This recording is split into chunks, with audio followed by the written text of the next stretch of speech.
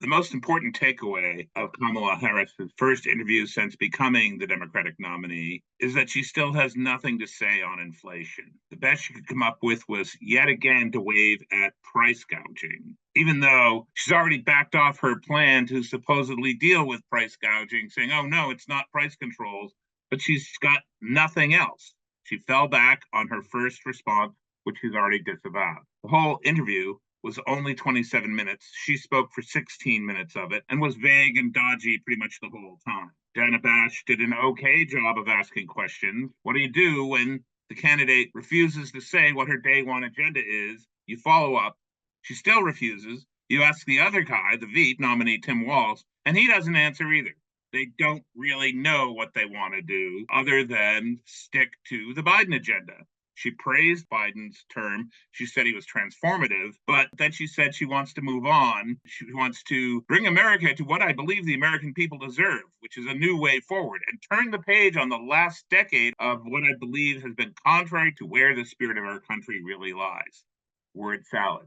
She did other word salad on climate change. I've always believed, and I've worked on it, that the climate crisis is real, that it is an urgent matter to which we should apply metrics that include holding ourselves to deadlines around time. Deadlines around time. All deadlines involve time. That's why they're deadlines.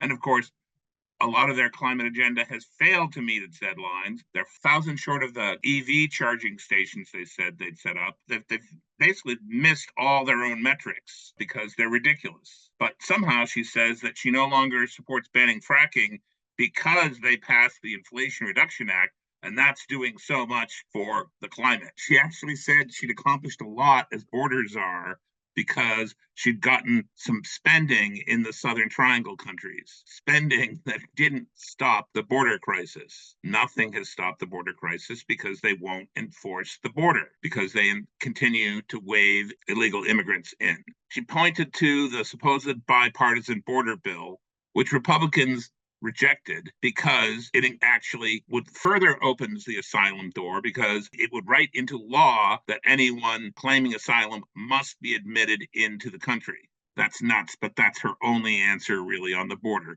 It was word salad after word salad, not long ones because she didn't talk for very long on anything. This interview is not going to be enough. That she didn't fail absolutely is good for her, I suppose. But the fact is that she still hasn't specified her own policy agenda. That part of the website is still empty. She didn't fill it in at all last night, except with vague goals, like uniting America somehow. Other takeaway here is that Harris's supporters are claiming that, well, she's done an interview. It's great. She doesn't need to do any more.